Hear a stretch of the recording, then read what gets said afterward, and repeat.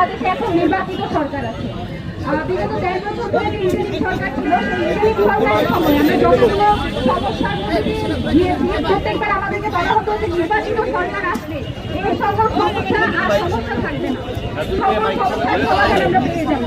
কিন্তু আমরা কি দেখতে পেয়েছি, নির্বাচিত সরকার আসার পর থেকে গত 12-13 দিনে যতগুলো খুন, ধর্ষণ এবং যত সহিংসতা হয়েছে তার ব্যাপারে এখন পর্যন্ত নির্বাচিত সরকার একটা শব্দ পর্যন্ত করেনি।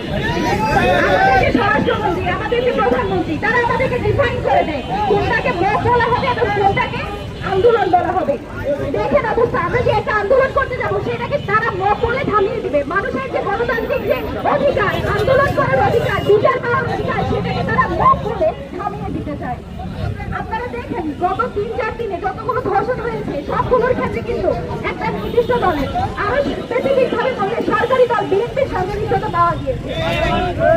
এই সংশ্লিষ্টতা পাওয়ার পরে আমরা যেরকম আগে দেখলাম ব্যক্তি তাই কোনো সংগঠন নেবে না, সেই ধরনের ভূমিকায় তারা আবার অবতীর্ণ হয়েছে।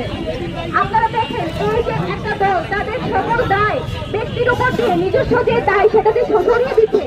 এই যে সে ধর্ষণ করে সেই ক্ষমতা, সেই অনাথি হিসেবে পেয়েছে তার দল সরকারে আছে বলে এটাকে তারা অস্বীকার করে নিজেদের দায় যদি ছেড়ে ফেলতে চায় তাহলে কিন্তু আমরা সেটা মেনে নিব না।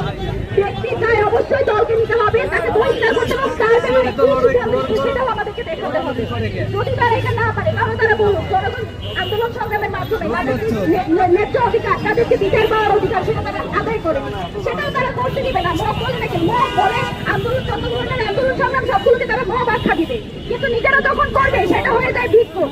এই যে শব্দের ফ্রেমিং গুলো করে তারা মানুষের যে ন্যায্য অধিকার, মানুষের যে বিচার পাওয়ার অধিকার সেটাকে যদি তারা প্রতিহত করছে তাদেরকে বলতে চাই, আপনারা বিগত কয়েকদিন আরো একটা জিনিস দেখতে পেয়েছেন, যত ছোটখাটো ঘটনা সবকিছুর মধ্যে বিচার পাওয়ার জন্য, যে কোনো সমস্যার সমাধানের জন্য প্রধানমন্ত্রীর হস্তক্ষেপের দরকার করে।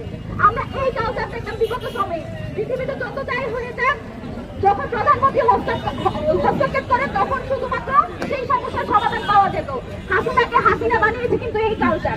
আমরা বাংলাদেশে আর একটা কোনো হাসিনা দেখতে চাই না, তারেক রহমানকে আমরা হাসিনা হয়ে উঠতে দেখতে চাই না। এই ব্যাপারে তারেক রহমান কি সিদ্ধান্ত নিয়েছেন সেটা আমরা জানতে চাই, এবং এই ব্যাপারে যতগুলো ধর্ষণ হয়েছে সেই ধর্ষণের ব্যাপারে জিরো টলারেন্স সেই সরকার ঘোষণা করবে বলে আমরা তাদের উপর আশ্বাস রাখতে চাই, বিশ্বাস রাখতে চাই। ধন্যবাদ। ধন্যবাদ মুক্তিযুদ্ধ গণতান্ত্রিক